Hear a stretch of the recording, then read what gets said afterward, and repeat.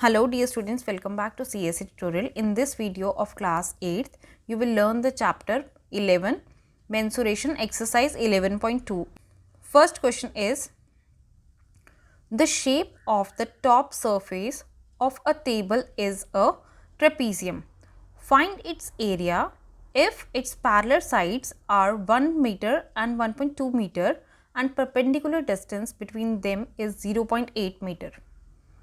So in this figure as it is given to you कि एक कोई trapezium की शेप के अंदर टेबल का सरफेस है, टॉप सरफेस, उसकी आपको साइड्स गिवन है कि एक साइड जो है वो 1 मीटर की है और जो दूसरी साइड है वो 1.2 मीटर है और परपेंडिकुलर जो डिस्टेंस है इन दोनों के बीच में that is 0.8. Now let us solve this. अब इसको सॉल्व करने के लिए हम सबसे पहले लिखेंगे जो आपके पैरेलल साइड्स हैं उनके बारे में आप लिखोगे. आप कोई भी नाम दे सकते हो. इसके अंदर मैंने एक साइड को ए दिया है, दूसरी साइड को बी. तो ए जो है वो ट्रेपीजियम के पैरेलल साइड 1 मीटर लिखी है मैंने. इसी तरीके से आप दूसरी पैरेलल साइड जो है दैट इज़ बी, उसको आप 1.2 मीटर लिखेंगे जो क्वेश्चन में आपको गिवन है. अब इन दोनों के बीच में एक पैरेलल डिस्टेंस दे रखा है जिसको हम एच लेंगे, that is height of that table. We can't say height, that is the perpendicular distance between them, that is 0.8 meter. Area of top surface of the table, उसके लिए फॉर्मूला होता है आपका हाफ इंटू दोनों parallel sides का sum, that is A plus B, और जो उन दोनों के बीच में परपेंडिकुलर डिस्टेंस होता है दैट इज एच. तो आप उसको एच के साथ मल्टीप्लाई करते हो. तो इसके अंदर हम इनकी वैल्यूज़ को पुट कर देंगे, that is half into 1 plus 1.2 multiply 0.8. अब क्योंकि मीटर्स में ये वैल्यू है तो हम मीटर स्क्वायर लिखेंगे. अब आप इनको ऐड करोगे, दैट इज़ इनको ऐड करने पे आपके पास आएगा half multiply 2.2 into 0.8 meter square. इसके बाद आपके पास वैल्यू आ रही है 0.8 मीटर स्क्वायर इन सबको सॉल्व करके. Now you will write area of the top surface of the table is 0.88 meter square. Second question is, in the second question, the area of a trapezium is 34 centimeter square. The length of the parallel side is 10 centimeter and the height is 4 centimeter. Find the length of the other parallel side. अब इसके अंदर क्या है, आपको area of trapezium already given है, एक side के parallel side की लेंथ दे रखी है और उन दोनों के बीच में जो परपेंडिकुलर डिस्टेंस है दैट इज़ हाइट जो है वो भी आपको दे रखी है 4 सेंटीमीटर, और आपको दूसरी पैरेलल साइड की लेंथ फाइंड आउट करनी है. तो इसके लिए इस टाइप की कुछ एक आपके पास इमेज है जिसमें A D is parallel to your B C. इसके अंदर सबसे पहले आप लिखोगे length of the one parallel side which is A, that is 10 centimeter given to you in the question. बाद में आप लिखोगे let the side of the other parallel side. उसको आपको नहीं दे रखी हुई है तो उसको हम बी लेट करके चलते हैं. आप कुछ भी लिख सकते हो, you can even write X. Height is given to you in the question, तो उसके लिए आप लिखोगे 4 सेंटीमीटर. एरिया ऑफ ट्रेपीजियम, सबसे पहले बच्चों हमेशा क्वेश्चन का जो है area of trapezium is given to you 34 centimeter square. इसके बाद आप सबसे पहले इनका फॉर्मूला लिखोगे. Always write the formula first. तो इसके अंदर फॉर्मूले के अंदर हम वैल्यूज पुट कर देते हैं. 34 सेंटीमीटर स्क्वायर आपको गिवन था और दूसरी साइड पे that is your right hand side, उसके अंदर आप वैल्यूज पुट करोगे half multiply 10 plus B multiply 4. अब इसके बाद क्या करेंगे हम, जो आपका हाफ था, हाफ का 2 जो है वो 4 के साथ कैंसिल हुआ तो वहाँ पर उसका मल्टीप्लाई करने पे वैल्यू 2 आई. सो ये 2 multiply 10 plus B equals to 34 centimeter square. Now we will divide this 2 with 34 centimeter square and it will be equals to 10 plus B. इनको सॉल्व करके आपके पास वैल्यू आ रही है 17 सेंटीमीटर माइनस 10 सेंटीमीटर. अब यहाँ पे आप देखोगे कि 17 सेंटीमीटर लिखा है मैंने, 17 सेंटीमीटर स्क्वायर नहीं लिखा, बिकॉज आपका जो इक्वल के दूसरी साइड पे था सेंटीमीटर की वैल्यू वो मैंने यहाँ पे डिवाइड कर दिया जो कि आपके हाइट के साथ सेंटीमीटर था. तो वही यहाँ पे 17 centimeter minus 10 centimeter equals to your B. So now the value of B will be 7 centimeter. तो आपकी अदर पैरेलल साइड की वैल्यू जो है वो 7 सेंटीमीटर आ रही है. Hence required parallel side is 7 centimeter. Okay, now the third question, length of the fence of a trapezium shaped field which is ABCD is given to you 120 meter if BC is 48, CD is 17 and AD is 40 meter. Find the area of this field. Side AB is perpendicular to the parallel side AD and BC. अब आपको इस figure के अंदर which is ABCD आपको trapezium shape के अंदर fence की length दे रखी है. फेंस जो होती है वो बाउंड्री होती है किसी भी शेप की, जैसे हम पेरीमीटर बोलते हैं ना वो. So you can say 120 meter is the perimeter of this shape. अब इसके अंदर बाकी आपको साइड्स दे रखी हैं, उन साइड्स की वैल्यू जैसे मैंने लिख रखी है. So you can write like that. और इसके बाद में आपको क्या फाइंड आउट करना है, इसके अंदर एरिया फाइंड आउट करना है इसका. तो इसको सॉल्व करने के लिए हम सबसे पहले क्या करेंगे, हम लिखेंगे जो जो वैल्यूज़ हमें गिवन है. BC गिवन है हमें, CD गिवन है हमें and AD is given to you and the perimeter also is given to you 120 meter. अब पेरीमीटर का यूज़ कहाँ पर है, पेरीमीटर क्या होता है, चारों साइड्स का sum, that is AB plus BC plus CD plus DA. अब चारों में से एक हमारे पास मिसिंग साइड है, उसको हम इस पेरीमीटर से फाइंड आउट करेंगे. अब तीन चीज़ें आपको क्वेश्चन में दे रखी हैं, 3 साइड्स की वैल्यू दे रखी है, उनकी वैल्यू लिखो और perimeter. Let us write 120 meter will be equals to AB plus 48 meter plus 17 meter plus 40 meter. Now the value will be 120 meter equals to AB plus 105 meter. इसको आप सब्ट्रैक्ट कर दोगे 120 मीटर से, तो आपके पास में AB की वैल्यू जो है वो कितनी आ जाएगी, 15 मीटर. अब हम एरिया का फॉर्मूला लगाएंगे. एरिया का फॉर्मूले के लिए क्या था, हमने अभी लास्ट क्वेश्चन में भी पढ़ा कि जो आपके पैरेलल साइड्स हैं उन दोनों का सम, पैरेलल साइड्स का सम को आप हाइट से मल्टीप्लाई करोगे और हाफ से मल्टीप्लाई करोगे. Half the sum of the parallel sides and height. इसके अंदर आप वैल्यूज पुट कर दो. अब वैल्यूज पुट करने पे आपके पास में आ रहा है हाफ इंटू 48 प्लस 40 मल्टीप्लाई 15. अब इसको इक्वेशन को हम सॉल्व करेंगे तो हमारे पास में वैल्यू आ रही है 660 meter square. So the area of field is 660 meter square. Hence, the area of the field ABCD is 660 meter square. Now, the next question is, fourth question is, the diagonal of a quadrilateral shaped field is 24 meter and the perpendiculars dropped on it from the remaining opposite vertices are 8 meter and 13 meter. Find the area of the field. अब आपको एक field का area find out करना है, उसके अंदर आपको perpendicular और उसके बीच का डायगोनल डिस्टेंस जो है वो दे रखा है. इस टाइप की एक फिगर है, ठीक है. इसके अंदर जो जो वैल्यूज़ गिवन है वो मैंने इसमें मार्क कर दी हैं. Now let us solve this. इसको सॉल्व करने के लिए सबसे पहले आप H1 की वैल्यू लिखोगे which is given to you 13 meter. फिर आप लिखोगे H2 की वैल्यू which is given to you 8 meter. After that you will write the value of AC which is 24 meter and area of the quadrilateral ABCD will be equals to the area of triangle ABC plus the area of triangle ADC. दो different triangles हैं, उन दोनों के areas को जब आप सम कर दोगे तो आपके पास में टोटल क्वाड्रिलेटरल की वैल्यू आ जाएगी. तो सबसे पहले हम इनका फॉर्मूला लगा के इनकी वैल्यूज़ निकालेंगे. ट्राइंगल का एरिया क्या है, half into base into height. तो यहाँ पे आपके पास में बेस तो सेम है बट हाइट दोनों डिफरेंट है. उनकी वैल्यूज़ को लगा के हम फॉर्मूले को सॉल्व करते हैं. अब यहाँ पे फॉर्मूले के अंदर जब आप वैल्यूज़ लगाओगे हाफ और बी, क्योंकि मैंने आपको बोला ये दोनों में कॉमन है तो उसको हमने कॉमन ले लिया. आप चाहो तो अलग अलग भी लगाकर इनकी वैल्यूज़ पुट कर सकते हो, आंसर सेम आएगा. और मैंने हाइट का अलग से सम ले लिया. तो half into 24 multiply 13 plus 8 meter square. इनको सॉल्व करने पे आपके पास में वैल्यू क्या आ रही है, दोनों को ऐड करने पे 21 और इसको मल्टीप्लाई कर दोगे आप 24 इंटू हाफ मीटर स्क्वायर.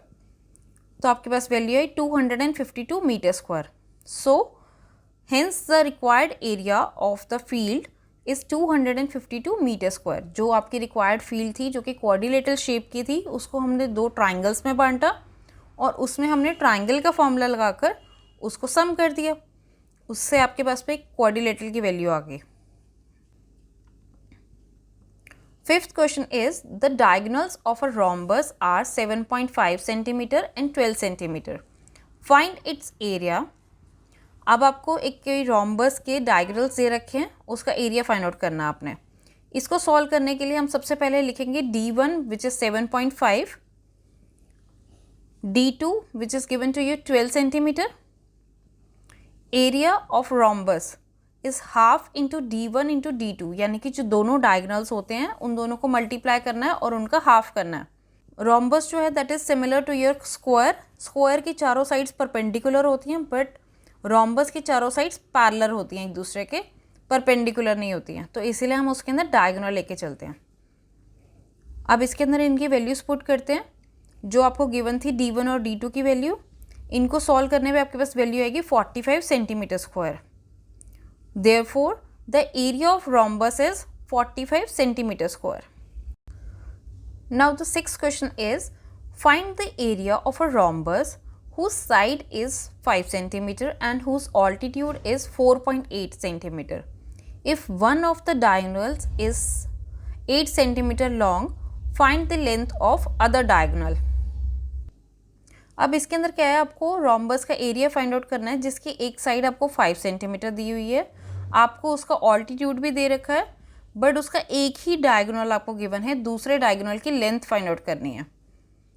अब इसको सॉल्व करने के लिए हम सबसे पहले क्या लिखेंगे, area of rhombus is base multiply altitude.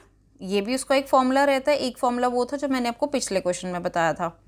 अब जो वैल्यूज़ आपको गिवन है, जो बेस और ऑल्टीट्यूड यानी कि 6 सेंटीमीटर और 4 सेंटीमीटर को हम मल्टीप्लाई कर देंगे तो आपके पास आंसर आएगा 24 सेंटीमीटर स्क्वायर. अब इससे आपके पास में वैल्यू आ रही है area of rhombus. You will right therefore the area of rhombus is 24 centimetre square. इसी को ही आप फर्दर यूज़ करोगे, आप दूसरा फॉर्मूला अप्लाई करोगे which is half into diagonal 1 into diagonal 2. तो उसकी वैल्यूज़ को अप्लाई करेंगे हम अब इसके अंदर. 24 सेंटीमीटर स्क्वायर जो आपको अभी आपने फाइंड आउट किया था बेस और ऑल्टीट्यूड के फॉर्मूला से, that will be equals to half into diagonal 1 जो कि आपकी वैल्यू थी D1 की वैल्यू कितनी थी आपके पास में 8 सेंटीमीटर, और D2 की वैल्यू हमें नहीं पता थी तो इसलिए हमने D2 लेट किया है, या आप इसको ऐसे भी लिख सकते हो. तो इसके बाद में मैं दूसरी इक्वेशन की जब भी आप दूसरी साइड पे लेके जाओगे कोई वैल्यू तो वो ऑपोजिट होगी. अगर कोई चीज़ प्लस हो रही है तो वो माइनस में चेंज होगी, माइनस हो रहा है तो प्लस में, मल्टीप्लाई हो रहा है तो डिवाइड में, और डिवाइड हो रहा है तो मल्टीप्लाई में. तो इसको चेंज करने पे मेरे पास वैल्यू क्या आ रही है, D2 को जब मैं एक साइड पे रख के बाकी वैल्यूज़ को इक्वेशन के दूसरी साइड पे ले जाती हूँ. So I will write 24 centimetre square multiply 2 divided by 1 multiply 8 centimetre. इसको सॉल्व करने पे मेरे पास D2 की वैल्यू यानी कि डायगोनल 2 की वैल्यू आई है 6 centimetre. Hence I will right the length of the other diagonal is 6 centimetre. So now I will write down that the length which I have got for the other diagonal is 6 centimetre. Seventh question is the floor of a building consists of 3000 tiles which are rhombus shaped and each of its diagonal are 45 centimeter and 30 centimeter in length. Find the total cost of polishing the floor if the cost per meter square is ₹4. अब आपको एक कोई building के अंदर बताया है कि उसके अंदर 3000 रोम्बस शेप की टाइल्स हैं, उसके आपको दोनों डायगोनल्स की लेंथ दे दी है, आपको फ्लोर को पॉलिश करने की कॉस्ट निकालनी है और आपको पर मीटर स्क्वायर की कॉस्ट दी है 4 रुपये. 3000 टाइल्स के कितने मीटर स्क्वायर बनेंगे उसके अकॉर्डिंगली ही हम कॉस्ट निकालेंगे. तो हमें सबसे पहले इनका एरिया निकालना है. इसको सॉल्व करने के लिए हम सबसे पहले क्या लिखेंगे, length of diagonal 1 which is D1 is given to you 45 centimetre and D2 is given to you 30 centimetre. Area निकालोगे आप सबसे पहले एक टाइल का, that is half into diagonal 1 into diagonal 2. उसके अंदर वैल्यूज़ पुट करेंगे हम, half into 45 centimetre multiply 30 centimetre, और इनको सॉल्व करके हमारे पास वैल्यू क्या आ रही है 675 सेंटीमीटर स्क्वायर. हमारे पास वैल्यू आ रही है 675 सेंटीमीटर स्क्वायर. अब ये जो आंसर आ रहा है आपके पास में, ये एक सिंगल टाइल का एरिया है. हमें क्वेश्चन में बोला था 3000 टाइल्स के लिए, तो आप सबसे पहले लिखोगे the area of 1 tile is 675 centimetre. After that you will write down the area of 3000 tiles, यानी कि जो एक सिंगल टाइल का था उसको आप 3000 से मल्टीप्लाई कर दोगे, तो उसको मल्टीप्लाई करने पे आपके पास वैल्यू आ रही है 20,25,000 सेंटीमीटर स्क्वायर. अब इसके अंदर क्योंकि क्वेश्चन में आपको मीटर स्क्वायर में दे रखे है कॉस्टिंग, तो आप इसको डिवाइड कर दोगे 10,000 से, तो it will be converted into metre square. अब डिवाइड करने पे आपके पास में क्या वैल्यू आ रही है, 202.50 मीटर स्क्वायर।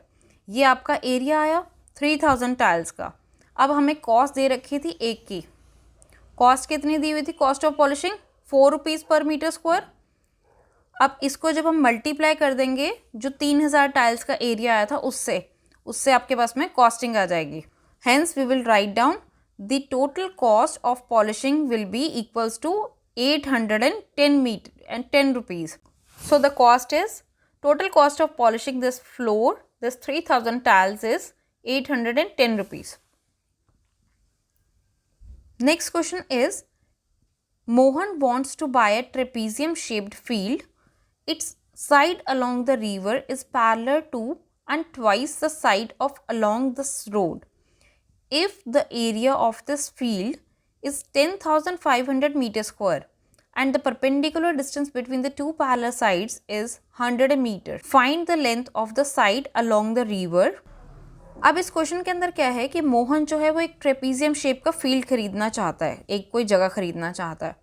उसकी एक साइड पे रोड है और दूसरी साइड पे रिवर है। उन दोनों ही आपस में पैरेलल हैं एक दूसरे से। दोनों के बीच का परपेंडिकुलर डिस्टेंस आपको गिवन है 100 मीटर और जो पैरेलल साइड्स हैं उनकी वैल्यू आपको दे रखी है, बट आपको एरिया ऑफ फील्ड बताया हुआ है 10,500 मीटर स्क्वायर। तो आपको लेंथ फाइंड आउट करनी है रिवर की साइड की। इसको सॉल्व करने के लिए हम सबसे पहले क्या लिखेंगे, late the side of the trapezium, यानी कि रोड साइड वाली साइड को हम x ले लेंगे और जो दूसरी साइड है, जो ऑपोजिट साइड है उसकी, उसको हम ले लेंगे 2x, क्योंकि वो उन्होंने डबल बोली थी उसके अंदर। तो इसको सॉल्व करने के लिए आपके पास में हाइट दे रखी है क्वेश्चन में आपके पास 100 मीटर, परपेंडिकुलर डिस्टेंस उन्होंने बोला था ना 100 मीटर है, तो वो आप लिख दोगे हाइट के तौर पे। एरिया जो है वो भी आपको दिया हुआ है क्वेश्चन में 10,500 मीटर स्क्वायर। अब सबसे पहले आप एरिया ऑफ ट्रेपीजियम का फॉर्मूला लिखोगे। अब इसके अंदर हम वैल्यूज़ पुट करेंगे जो आपको क्वेश्चन में दे रखी हैं। तो इन सब वैल्यूज़ को पुट करके आपके पास क्या आया, 10,500 metre square will be equals to half bracket में 2x प्लस x। हमने एक साइड को दूसरी के डबल बोला था, तो वो आप 2x के तौर पे लिख रहे हो, 2x प्लस x मल्टीप्लाई 100। अब आप क्या लिखोगे, 2 multiply 10,000 metre square will be equals to 2x और x प्लस होकर 3x हो गया, और हाइट का आपका 100 लिख रहे हो आप। और जो आपका हाफ था, हाफ का 2 जो है इक्वल के दूसरी साइड पे जाके मल्टीप्लाई हो गया 10,500 से। Now you have got the value of 21,000 equals to 300x। अब हम 300 को डिवाइड कर देंगे 21,000 से, तो आपके पास वैल्यू आ गई 70 मीटर, यानी कि आपकी रोड साइड की जो लेंथ है वो 70 मीटर आ गई है। तो इसी तरीके से आप जो दूसरी पैरेलल साइड, यानी कि जो रिवर साइड पे थी, उसकी लेंथ क्या थी, डबल थी उसकी, तो हम उसको 2 से मल्टीप्लाई कर देंगे। So it will be 2 multiply 70, that will be equals to your 140 metre. Hence the required length is 140 metre. I hope आपको ये क्वेश्चन क्लियर हो गया हो। अगर कोई भी डाउट है तो मुझे नीचे कमेंट्स में लिख के आप पूछ सकते हो।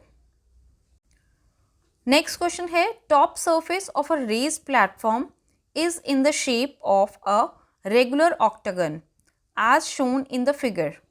Find the area of the octagonal surface. अब इसके अंदर इस तरीके का आपको एक फिगर दे रखी है, एक ऑक्टागोनल शेप की। ऑक्टागोनल मतलब जिसकी 8 साइड्स हैं। अब इसके अंदर जो वैल्यूज़ हैं वो मैंने आपको इसमें शो कर दी हैं पिक्चर में। इसको सॉल्व करने के लिए क्या करना है आपने, इस पिक्चर को हम डिवाइड करेंगे, क्योंकि उसके 8 इक्वल पार्ट्स हैं, उसमें हर एक का आपको साइड 5 मीटर ईच दे रखी है। तो इस फिगर को मैंने डिवाइड किया है, 2 साइड का ट्रेपीजियम फॉर्म हो रहा है और जो बीच का पार्ट है that is rectangular in shape, तो हम उसको उसी तरीके से लेके चलेंगे। क्योंकि ऑक्टागोनल है, यानी कि इसकी सारी साइड्स इक्वल हैं, तो दोनों ट्रेपीजियम का हम सेपरेटली नहीं एक ही बार निकालेंगे, उसको डबल करके लिख देंगे। तो अभी जैसे हमने फिगर के अंदर समझा, तो हम इसका एरिया के लिए क्या करेंगे, area of octagonal surface will be equals to the area of trapezium, जो कि है ABCH, और दूसरा क्या है, area of rectangle which is HCDG, and area of trapezium which is GDEF। इन सबको आप ऐड कर दोगे इसमें 2 ट्रेपीजियम है और 1 रेक्टेंगल है। इन सबको ऐड करके आपके पास ऑक्टागोनल सरफेस का एरिया आ जाएगा। Let us solve them one by one. 2 trapezium है, मैंने बोला वो दोनों सेम है इसलिए हम 2 से मल्टीप्लाई कर रहे हैं, और रेस्ट जो है वो फॉर्मूला सेम रहेगा ट्रेपीजियम का। इसके अंदर अब आप वैल्यूज़ पुट कर दोगे, 2 multiply half into 11 plus 5 multiply 4, क्योंकि 4 आपको परपेंडिकुलर की हाइट दे रखी थी। अब इसको सॉल्व करने में आपके पास वैल्यू क्या आ रही है, 4 multiply 16 which is equals to your 64 metre square. 2 trapeziums का एरिया कितना आ गया, 64 मीटर स्क्वायर। अब आपके पास 2 ट्रेपीजियम्स का एरिया कितना आ गया, 64 metre square. Now the area of rectangle, area of rectangle हमें पता लेंथ मल्टीप्लाई ब्रेथ। सबसे पहले हमेशा फॉर्मूला ज़रूर लिखना, तो लेंथ मल्टीप्लाई ब्रेथ दोनों की वैल्यूज पुट करो, 11 multiply 5 which is 55 metre square. अब हमें इन दोनों को सिर्फ ऐड करना है, तो हमारा एरिया ऑफ रेक्टेंगल कितना है, 55 metre square. Now the total area of the octagon that is 64 metre square plus 55 metre square. दोनों को ऐड करेंगे तो आपके पास आंसर क्या आ जाएगा, 119 metre square. So the area of this complete octagonal surface is 119 meter square. If you have any doubt, you can ask.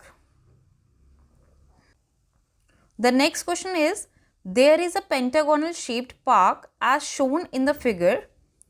For finding its area, Jyoti and Kavita divided it in 2 different ways. Find the area of this park using both ways. Can you suggest some other way of finding its area? अब इसके अंदर क्या है, एक pentagonal park है। ज्योति और कविता उन दोनों ने इसको फाइंड आउट करने के लिए अलग अलग तरीके यूज़ किए। ज्योति ने इसको 2 ट्रेपीजियम के फॉर्म में बना दिए और कविता ने इसके अंदर एक ट्राइंगुलर और एक स्क्वायर शेप के अंदर करके एरिया फाइंड आउट किया है। इसके अंदर वो आपसे पूछ रहे हैं कि इसके अलावा भी क्या कोई और वे हो सकता है कि आप इसका एरिया फाइंड आउट कर पाओ। So you can suggest that also. तो चलिए इसको सॉल्व करते हैं। सबसे पहले हम ज्योति के तरीके से सॉल्व करेंगे, जिसके अंदर ज्योति ने इसको 2 ट्रेपीजियम के फॉर्म में डिवाइड किया है सेंटर से कट करते हुए। So now first we'll solve it from ज्योतिस डायग्राम। सबसे पहले आप लिखोगे area of pentagonal shape which is equals to your area of trapezium ABCD plus area of trapezium ADEF। इन दोनों की वैल्यूज़ के लिए आप मल्टीप्लाई कर दोगे क्योंकि सेम है, पेंटागोनल शेप है। तो इसके अंदर हम फॉर्मूला मल्टीप्लाई करेंगे इसका, half into A plus B multiply H metre squares. तो इसकी वैल्यूज़ पुट करोगे अब आप, 15 प्लस बी मल्टीप्लाई 7.5। 7.5 कैसे आया आपका, हाइट के थ्रू। तो इनकी वैल्यूज़ को मल्टीप्लाई करने पे आपके पास क्या आ रहा है, ये 2 और हाफ आप आपस में कट हो चुके हैं, इसलिए मैंने नेक्स्ट टाइम में नहीं लिखा है। So don't get confuse into this. अब आपके पास दोनों को 15 और 30 को ऐड करके आया 45 और हाइट की वैल्यू है 7.5 मीटर स्क्वायर। इन दोनों को मल्टीप्लाई करके क्या आ रहा है इसका आंसर, 337.5 मीटर स्क्वायर। ये पेंटागोनल शेप का एरिया आ गया। अब हम फाइंड आउट करेंगे कविता के पॉइंट ऑफ व्यू से कि कविता ने जो डायग्राम ड्रॉ किया था। So now we will solve according to the Kavita's diagram. इसके अंदर हम क्या है, एक उन्होंने ट्राइंगल फॉर्म किया है पेंटागोनल शेप के लिए और उसके साथ क्या ऐड होगा, एक square. So we will add both of the values of the both areas, triangle ABE and the square value of BCDE। इनको ऐड करने के लिए आप क्या करोगे, half of base into height जो है वो आपका ट्राइंगल के लिए फॉर्मूला है और स्क्वायर के लिए साइड मल्टीप्लाई साइड। स्क्वायर के लिए आपका साइड मल्टीप्लाई साइड, तो मैंने साइड की वैल्यूज पुट कर दी हैं विच इज़ 15 मल्टीप्लाई 15। और अब मैं बेस और हाइट की भी वैल्यूज़ पुट कर दूंगी, दैट इज़ 15 मल्टीप्लाई 15। तो मेरे पास में आंसर क्या आ रहा है इनका, इन सबको मल्टीप्लाई करके 112.5 प्लस 225 मीटर स्क्वायर। इन दोनों को ऐड किया तो क्या आंसर आ गया, 337 मीटर स्क्वायर। आई होप आपको इन दोनों के मैथड्स क्लियर हो गए हों कि कविता ने किस तरीके से किया था और ज्योति ने किस तरीके से किया था। अगर आपको कोई और मैथड ऐसा लगता है कि आप किसी और तरीके से इसको सॉल्व कर सकते हो तो मुझे वो भी लिख के ज़रूर बताना कमेंट सेक्शन में। 11th क्वेश्चन में आपको दे रखा है, diagram of the adjacent picture frame has outer dimensions 24 by 28 centimetre and inner dimension is 16 by 20 centimeter. Find the area of each section of the frame if the width of each section is same. अब इसके अंदर एक कोई picture frame है, उसकी आपको dimension दे रखे हैं इनर और आउटर की डिफरेंट। अब उसका आपने टोटल एरिया निकालना है। उन्होंने बोले जो इसकी चौड़ाई है यानी कि विड्थ जो है वो सेम है थ्रू आउट द फ्रेम। इसका कुछ इस टाइप का डायग्राम बनेगा जिसमें आपका इनर और आउटर के अकॉर्डिंगली डिफरेंट होगा। अब इसको आप डिफरेंट वेज से कर सकते हो, चाहे तो रेक्टेंगल्स बना के कर सकते हो। मैंने इसको ट्रेपीजियम के फॉर्म में किया है। इसको सॉल्व करने के लिए सबसे पहले हम इसके सेक्शंस बना लेंगे अलग अलग। सो H1 जो कि आपका ये बीच का सेक्शन था, हाफ इंटू H1 के लिए क्या किया हमने, जो उसकी साइड्स थी उनसे निकालेंगे 20 और 28, इन दोनों को सब्ट्रैक्ट करोगे और उसका हाफ कर दोगे तो आपके पास H1 की वैल्यू कितनी आ गई 4 centimetre. In the same way you have to find out the value of H2, 24 minus 16 multiply half, तो इनको सॉल्व करने पे आपके पास वैल्यू आ रही है 4 सेंटीमीटर। उन्होंने ऑलरेडी आपको क्वेश्चन में बताया था कि उनकी विड्थ सेम है थ्रू आउट द फ्रेम। अब इसको सॉल्व करने के लिए हम सबसे पहले ये दो जो हैं आपके ट्रेपीजियम को ऑपोजिट साइड के सेम है, तो ट्रेपीजियम 1 और 2 लिखते हैं हम इनको, और इसमें फॉर्मूला लगा के इनको सॉल्व करेंगे पहले। अब इसमें आप वैल्यूज पुट कर दोगे इसकी, जो भी आपको क्वेश्चन में गिवन है वैल्यूज पुट करके आप इस तरीके से लिखोगे इसको। और इसके बाद इसको जब हम सॉल्व करेंगे दैट इज़ हाफ इंटू 40, दोनों को ऐड करने पे जो ऑपोजिट साइड्स को ऐड करने पे आया, इंटू 4 सेंटीमीटर स्क्वायर। तो आपके पास वैल्यूज़ क्या आ गई, सारा कट करने पे, सॉल्व करने पे, मल्टीप्लाई करने पे दैट इज़ 80 सेंटीमीटर स्क्वायर। अब एरिया ऑफ ट्रेपीजियम 1 जो है that is equals to the area of trapezium 2, यानी कि जो ये वाला है ये दोनों ऑपोजिट साइड के सेम है, तो इसीलिए हम जो एरिया ऑफ ट्रेपीजियम 2 है उसके लिए भी यही सेम वैल्यू लिख देंगे that is 80 centimetre square. Now we will find out the values of the other 2 sides. ये जो बाकी दोनों साइड्स हैं इनकी वैल्यू फाइंड आउट करेंगे अब हम। तो इसके अंदर जो है हम ट्रेपीजियम 3 ले लेते हैं। 3rd ट्रेपीजियम के अंदर अगेन आप वैसे ही फॉर्मूला लगाओगे। ये मैंने 2 से इनको इसलिए मल्टीप्लाई कर रखा है क्योंकि ऑपोजिट साइड्स आपकी सेम थी, तो इसलिए अब इनकी वैल्यूज आप पुट करोगे यहाँ पे 48 इंटू 4। वैल्यूज सॉल्व करने पे आपके पास क्या वैल्यू आ रही है इसकी 96 सेंटीमीटर स्क्वायर। आप इसी तरीके से आप इसको लिखोगे कि जो ट्रेपीजियम 3rd है that is equals to your trapezium 4th, जो कि यह इसकी ऑपोजिट साइड है। तो इसकी ट्रेपीजियम 4th की भी वैल्यू जो है वो सेम हो जाएगी जो हमने ट्रेपीजियम 3rd के लिए फाइंड आउट। तो इसके अंदर क्या है, इस तरीके से आप एक एक करके सारी साइड्स का एरिया निकाल सकते हो। आप चाहो तो इसको रेक्टेंगुलर शेप के अंदर भी इसकी अलग अलग साइड्स करके निकाल सकते हो। अगर आपको कोई और मेथड लग रहा है तो आप वैसे निकाल कर और मुझे कमेंट्स में लिख के ज़रूर बताना। आई होप आपको ये वीडियो अच्छी लगी हो। If you have any doubt you can write that in the comment section कि आप और नेक्स्ट कौन से सब्जेक्ट के अंदर आपको डिफ़िकल्टी लग रही है तो आप वो पूछ सकते हो। Thanks for watching dear students. Don't forget to hit the like button.